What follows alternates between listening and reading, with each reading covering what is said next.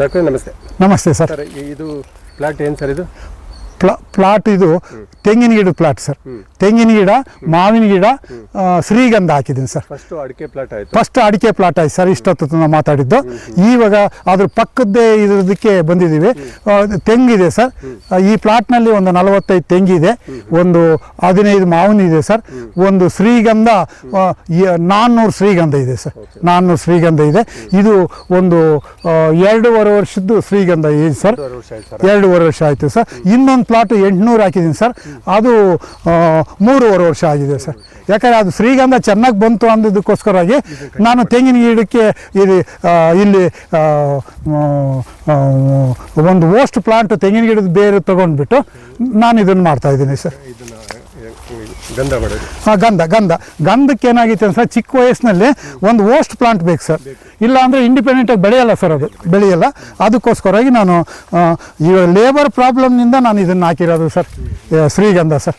Labour ಪ್ರಾಬ್ಲಮ್ನಿಂದ ನನಗೆ ತೆಂಗು crop ಬರುತ್ತೆ. ಇವಾಗ ನಾನು ಇದಕ್ಕೇನು ಕಲ್ಟಿವೇಷನ್ ಮಾಡ್ತಾ ಇಲ್ಲ ಸರ್ ಇದಕ್ಕೆ.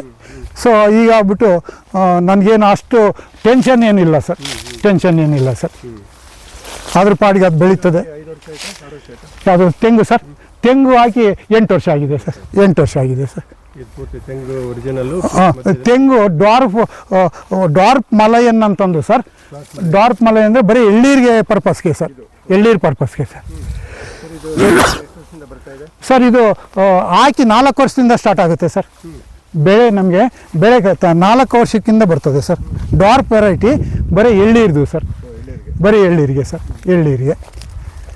ಸೊ ಇವು 40 ನಾವು ನೇರಳೆ ಹಣ್ಣು ಸರ್, ನೇರಳೆ ಗಿಡ ಸರ್. ಆಮೇಲೆ ಸುತ್ತು ಒಂದು 90 ಮಹಾಗನಿ ಸರ್. ಮಹಾಗನಿ ಇದೆ ನೋಡಿ ಸರ್, ಮಹಾಗನಿ ಇದೆ. ಇಲ್ಲಿ ಪಕ್ಕದಲ್ಲಿ ಬನ್ನಿ ಸರ್. ಇದು ಹಲಸಿನ ಹಣ್ಣಿದೆ ಸರ್. ಹಲಸಿನ ಹಣ್ಣು ಬಿಟ್ಟಿದೆ, ನೋಡ್ಬೋದು ಬನ್ನಿ ಸರ್. ಬಿಟ್ಟಿದೆ, ನೋಡಿ ಸರ್. ಇಲ್ಲಿದೆ ಸರ್. ಆ ಎಕ್ಕಲು ಮಣ್ಣು 1 ಅಡಿ ಮಣ್ಣು ಇದ್ದಾದಮೇಲೆ ಡೀಪ್ ಮಣ್ಣು ತಗೊಂಡು ಬಂದು ಈ ನೆಲಕ್ಕೆಲ್ಲ ಹಾಕ್ಬಿಟ್ಟು ಇಲ್ಲೊಂದು ಗುಣಿ ಮಾಡಿಬಿಟ್ಟಿದ್ದೀನಿ ಸರ್. ಈ ದೊಡ್ಡದು ಈ ಗುಣಿಗೆ ಕಾಂಪೋಸ್ಟ್ನ ನಾವು ಗರಿ ಏನೇನಿದಾವೋ ಎಲೆ ಎಲ್ಲ ನಾನು ಇಲ್ಲಿ ಹಾಕ್ತೀನಿ ಸರ್. ಹಾಕಿ ಅದ್ರ ಮೇಲೆ ಮಣ್ಣು ಹಾಕಿಬಿಟ್ರೆ ನನಗೆ ಅದೊಂದು ಗೊಬ್ಬರ ಆಗುತ್ತೆ ಸರ್. ಗೊಬ್ಬರ ಆಗುತ್ತೆ. ಇಲ್ಲಿ ನೇರಳೆ ಗಿಡ ಇದೆ ಅದು ಸರ್.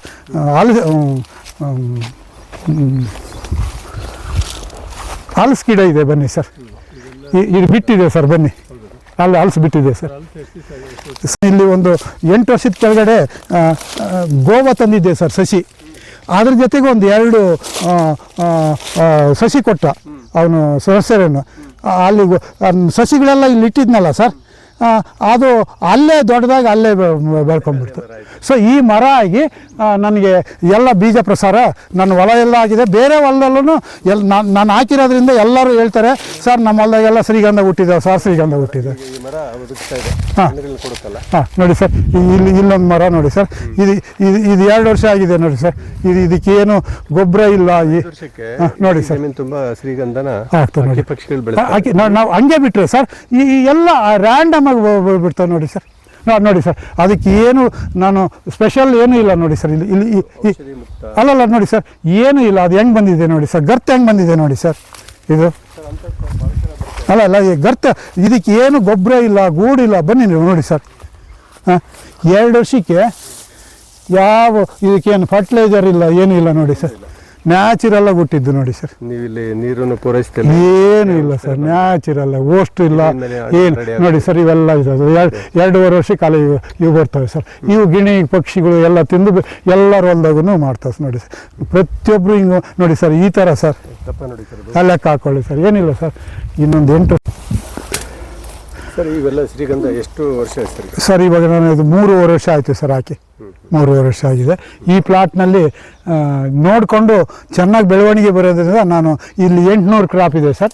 ಸೊ ಇವನು ಆದಮೇಲೆ ಏನು ಸರ್ ಓಸ್ಟ್ ನನಗೆ ಇದೆ ಸರ್ ಅದು ಸೀತಾಫಲ ಸರ್, ಸೀತಾಫಲವೇ ಓಸ್ಟು ಸರ್, ಸೀತಾಫಲನೇ ಓಸ್ಟು ಸರ್. ಫಲ ಹಾಕಿದ್ರೆ ಆಮೇಲೆ ಇದಕ್ಕೆ ಬಂತು. ಸೀತಾಫಲ ನಡುವೆ ನಾನು ಇದು ಹಾಕಿದ್ದೀನಿ ಸರ್. ಇದು ಫಾರೆಸ್ಟ್ ಗಿಡ ಸರ್, ಇದು ಖಾಸಗಿ ಸರ್ ಇದು ಶ್ರೀಗಂಧ ಇದು ಟಿಶ್ಯೂ ಕಲ್ಚರ್ ಅಂತ ಹೇಳ್ಬಿಟ್ಟು ನಾನು ಫಾರೆಸ್ಟ್ ಡಿಪಾರ್ಟ್ಮೆಂಟ್ನಿಂದ ತರಲಿಲ್ಲ, ಒಂದು ನಾಗ್ಪುರಿಂದ ಒಬ್ಬರು ಎಕ್ಸಿಕ್ಯೂಟಿವ್ ಅವರಿಂದ ತರಿಸಿದ್ದೆ ಸರ್, ನಾಗ್ಪುರಿಂದ ತರಿಸಿದ್ದೆ. ಒಳ್ಳೆ ಗ್ರೋತ್ ಬಂದಿದೆ ಸರ್. ನೋಡಿ ಇವಾಗ 3.5 ವರ್ಷಕ್ಕೆ ಬೇರೆ ಫಾರೆಸ್ಟ್ ಡಿಪಾರ್ಟ್ಮೆಂಟ್ನ ತಂದವು ಈ ಗ್ರೋತ್ ನೋಡಿದ್ದು ಹಾಕಿದ್ದಾರೆ ಸರ್. 6 ವರ್ಷ ಆದ್ರೂ ಈ ಗ್ರೋತ್ ಬಂದಿಲ್ಲ ಸರ್. ಏನಂದರೆ ನನ್ನ ನೆಲದ ಫರ್ಟಿಲಿಟಿ ಇದೆ ಸರ್, ಭೂಮಿ ಸರ್, ಮೇನ್ ಭೂಮಿ ಸರ್, ಭೂಮಿ ನೀವು ಏನನ್ನು ಹಾಕಿ ಸರ್. 15 ಅಡಿ ಮೇಲೆ ಇದೆ. ಹಾಂ ನೋಡಿ ಸರ್, ಏನು ಹಾಕಿದ್ರು ಬರ್ತದೆ ನೋಡಿ ಸರ್. ನಾನು ಇನ್ನೊಂದು ಇದರಲ್ಲಿ ಒಟ್ಟು ಎಷ್ಟು ಗಿಡ ಇದೆ ಸರ್?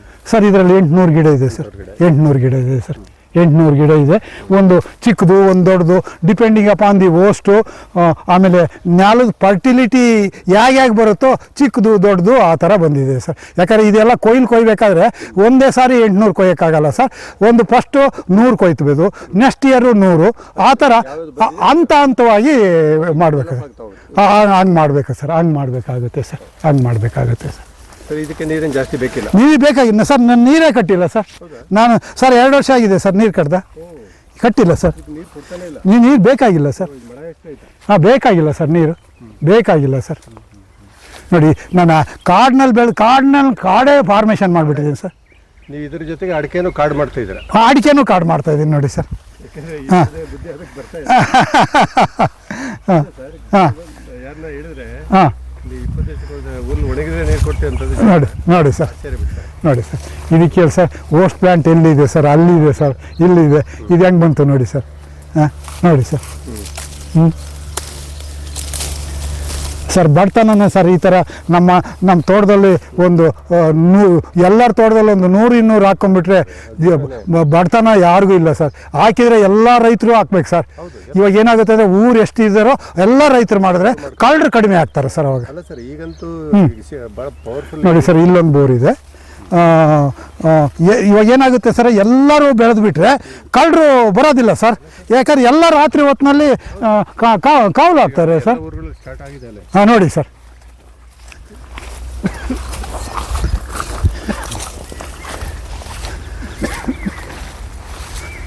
ಇದು ಅಷ್ಟೇ ಸರ್. 700 ಅಡಿ ಹೊಡ್ಸಿದ್ದೀನಿ ಸರ್. 400 ಅಡಿಗೆ ಲಾಸ್ಟ್ ಇಲ್ಲಿ ಬಿದ್ದಿದ್ದು. ಈ ಒಂದು ದಿವಸನೂ ಇದು ಗ್ಯಾಪೇ ಅನ್ನೋದಿಲ್ಲ ಸರ್. ಭಾರಿ ಚೆನ್ನಾಗಿ ಬರ್ತವೆ ಸರ್, ಭಾರಿ ಚೆನ್ನಾಗಿ ಬರ್ತವೆ ಸರ್.